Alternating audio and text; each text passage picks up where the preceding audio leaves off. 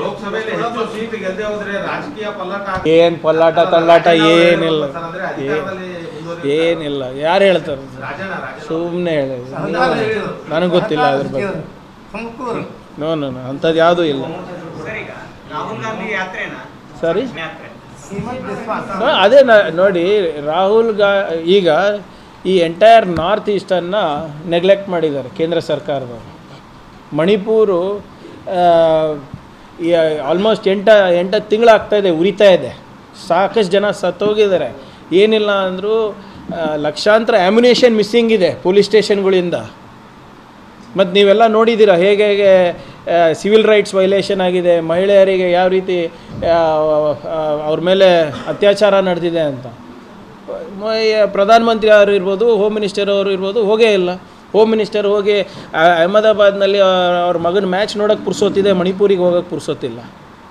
ಪ್ರಧಾನಮಂತ್ರಿ ಹೋಗಿಲ್ಲ. ಅದ್ರ ಬಗ್ಗೆ ಪಾರ್ಲಿಮೆಂಟ್ನಲ್ಲಿ ಚರ್ಚೆ ಮಾಡಿ ಅಂದರೆ ಚರ್ಚೆ ಮಾಡಲಿಕ್ಕೆ ರೆಡಿ ಇಲ್ಲ. ಇವತ್ತು ರಾಹುಲ್ ಗಾಂಧಿ ಅವರು ಆ ಕಡೆಯಿಂದ ಹೊರಟಿದ್ರೆ ಪರ್ಮಿಷನ್ ಕೊಡ್ತಾಯಿಲ್ಲ. ಮಣಿಪೂರಿನಲ್ಲಿ ಪರ್ಮಿಷನಿಗೋಸ್ಕರ ಎಷ್ಟು ಸತಾಯಿಸಿದ್ರು. ಯಾಕೆ? ಲಾ ಆ್ಯಂಡ್ ಆರ್ಡರ್ ಕರೆಕ್ಟಾಗಿದ್ದರೆ, ಅಲ್ಲಿ ಸ್ಥಿರ ಸರ್ಕಾರ ಇದ್ದಿದ್ರೆ ಕೊಡಬೇಕಾಗಿತ್ತಲ್ಲ ಪರ್ಮಿಷನ್ನು. ಮಾಡ್ರಪ್ಪ, ಏನಿಲ್ಲ, we have nothing to hide ಅಂತ ಹೇಳ್ಬಿಟ್ಟು ಕೊಡ್ಬೋದಾಗಿತ್ತಲ್ಲ. ಮಾಡಿದ್ರೆ ಹಾಗೆ ಮಾಡಿಲ್ಲ. ಮತ್ತು ಅಲ್ಲಿ ಇಲ್ಲಿ ಅಸ್ಸಾಂನಲ್ಲಿ ಮುಖ್ಯಮಂತ್ರಿಗಳ ಬಾಯಿಗೆ ಬಂದಂಗೆ ಮಾತಾಡೋದು, ಬಾಲಿಶ ಹೇಳಿಕೆ ಕೊಡೋದು. ಮತ್ತು ದೇವಸ್ಥಾನಕ್ಕೆ ಹೋಗ್ತೀನಿ ಅಂದ್ಬಿಟ್ಟು ರಾಹುಲ್ ಗಾಂಧಿ ಅವ್ರ ಪರ್ಮಿಷನ್ನು 1 ವಾರ 10 ದಿನದ ಹಿಂದೆ ಕೇಳಿದ್ರು ಅವರು ಆಯಿತು ಬರ್ಬೋದು ಅಂತ ಟ್ರಸ್ಟ್ನವ್ರು ಹೇಳಿದ್ರು, ಇವರು ಸರ್ಕಾರದವರು ಒತ್ತಾಯಪೂರ್ವಕವಾಗಿ ಅವ್ರ ಮೇಲೆ ಒತ್ತಡ ತಂದು ನೀವು ಹೋಗ್ಲಿಕ್ಕೆ ಮಾಡಲಾರ್ದು.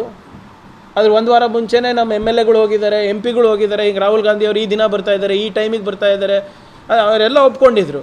ಬೆಳಿಗ್ಗೆ ಬರೋದನ್ನ ಇಲ್ಲ, ಬೆಳಿಗ್ಗೆ ಬೇಡ, ದರ್ಶನ ಭಾಳ ಇರುತ್ತೆ, ಮಧ್ಯಾಹ್ನ ಬಾ ಅಂತ ಹೇಳಿದ್ರು. ಆಯ್ತಪ್ಪ, ಅದಕ್ಕೂ ಒಪ್ಪಿದ್ರು.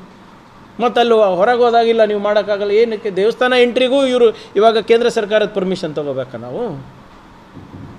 ಸೊ ಇದೆಲ್ಲ ಒಂದು ಕಡೆ ಅವರ ಈ ಮೋದಿಯವರ ಆಡಳಿತ ಮತ್ತು ಅಲ್ಲಿರುವಂಥ BJP ಸರ್ಕಾರದ ಆಡಳಿತ ಎಕ್ಸ್ಪೋಸ್ ಆಗ್ತಾರೆ ಅಂದ್ಬಿಟ್ಟು ರಾಹುಲ್ ಗಾಂಧಿಗೆ ಎಲ್ಲ ಕಡೆ ತಡೆ ಮಾಡ್ತಾಯಿದ್ದಾರೆ. ಎಲ್ಲ ಕಡೆ ಒಂದು ಏನು ಅವರಿಗೆ ಓಡಾಡಲಾರ್ದಂಗೆ ಮಾಡುವಂಥ ಇದು ಹೆದರ್ಸೋ ತಂತ್ರ ನೀವು ನೋಡಿರ್ಬೋದು.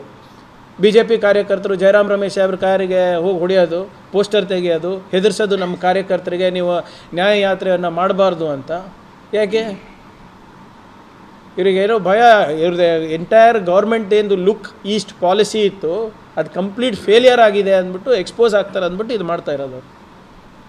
ನೋಡಿ, ಅವ್ರಿಗೆ ಸಹಿಸ್ಕೊಳ್ಳೋಕೆ ಆಗ್ತಾ ಇಲ್ಲ. ಬೆಲೆ ಏರಿಕೆ ಮತ್ತು ಬೇರೆ ಬೇರೆ ವಿಷಯಗಳನ್ನು ಇವಾಗ ಡೈವರ್ಷನ್ ಮಾಡಿ ಒಂದು ರೀತಿಯಿಂದ ಮಾಡ್ತಕ್ಕಂಥ ಒಂದು ಪೋಲರೈಸೇಷನ್ ಪಾಲಿಟಿಕ್ಸ್ ಮಾಡ್ತಕ್ಕಂಥ ಅವ್ರು ಪ್ರಯತ್ನ ಮಾಡ್ತಾ ಇದ್ದಾರೆ. ಭಾರತ್ ಜೋಡೋ ಯಾತ್ರಾ ಕಾಶ್ಮೀರಿಂದ ಕನ್ಯಾಕುಮಾರಿ ತನಕ ಏನಾಗಿತ್ತು ಅದು ಯಶಸ್ಸನ್ನು ನೋಡಿ ಏನಾದರೂ ಮಾಡಿ ತಡೆ ಹಿಡಿಬೇಕು, ತೊಂದರೆ ಮಾಡಬೇಕು ಅಂತ ಮಾಡ್ತಾ ಇದ್ದಾರೆ. ಇವಾಗ ಗುಡಿ ಹೋಗಬೇಕಂದ್ರೂ ಇವತ್ತು ಕೇಂದ್ರ ಸರ್ಕಾರ ಕಡೆಯಿಂದ ಪರ್ಮಿಷನ್ ತೊಗೊಳ್ಬೇಕಂದ್ರೆ ಎಷ್ಟು ಮಟ್ಟಕ್ಕೆ ಸರಿ ಅಂತ ಇವತ್ತು ಪ್ರತಿಯೊಬ್ಬರು ಇಡೀ ನಮ್ಮ ಭಾರತ ದೇಶವಾಸಿಯವರು ವಿಚಾರ ಮಾಡ್ತಕ್ಕಂಥ ಪ್ರಸಂಗ ಬಂದಿದೆ. ತನಿಖೆ ನಡೀತಾ ಇದೆ ಅಲ್ಲ ಸರ್, ಅವ್ರು ಹೇಳ್ತಾರೆ. ಅವರೇ ಹೇಳಿದಲ್ಲ ನಾನು ಹಲ್ಲೆ ಮಾಡಿಸಿರೋದಂತ, ಆಕ್ಸಿಡೆಂಟ್ ಆಗಿದೆ ಅಂತ. ಆಕ್ಸಿಡೆಂಟ್ನ ಹಲ್ಲೆ ಆಗಿರೋದು ಅವರೇ ಹೇಳಿದ್ದು. ಪ್ರೂವ್ ಆಗಿಲ್ವಾ? ಈಗ ನೀವು ಯಾಕೆ ಚಿಂತೆ ಮಾಡ್ತೀರಿ? ಆಗ್ತದೆ, ಯಾಕೆ ಇದು ಮಾಡ್ತೀರ? ಅದು ನೀವು ಯಾರೋ ಮಾಧ್ಯಮದವ್ರು ಹಾಕಿದ್ದಾರೆ ಎಲ್ಲ ಇದರಲ್ಲೂ ಕೂಡ. ಎಲ್ಲ ಮೊನ್ನೆ ಬೆಳಗಾಂ ಅಧಿವೇಶನದಲ್ಲಿ H. ವಿಶ್ವನಾಥ್ ಅವರು ಒಂದು ಪ್ರಶ್ನೆ ಹಾಕಿದರು. ಅಂದರೆ ನೀವು ಹೇಳ್ದಂಗೆ ಯಾವ್ಯಾವ ಇಲಾಖೆಯಲ್ಲಿ ಎಷ್ಟು ಜನ ನಿವೃತ್ತರನ್ನು ನೀವು ತೊಗೊಂಡಿದ್ದೀರಾ ಅಂತ. ಅಂದರೆ ಅಡ್ವೈಸರ್ಸ್ ಆಗಿರ್ಬೋದು, ಬೇರೆ ರೀತಿಯಲ್ಲಿರ್ಬೋದು, ತೊಗೊಂಡಿದ್ದೀರಾ ಅಂತ ಅವ್ರು ಪ್ರಶ್ನೆ ಹಾಕಿದರು. ಅವಾಗಲೇ ಒಂದು ಪತ್ರನೂ ಕೂಡ ಬರೆದಿದ್ರು. ಎಲ್ಲ ಇಲಾಖೆಗೂ ಕೊಟ್ಟಿದ್ದಾರೆ.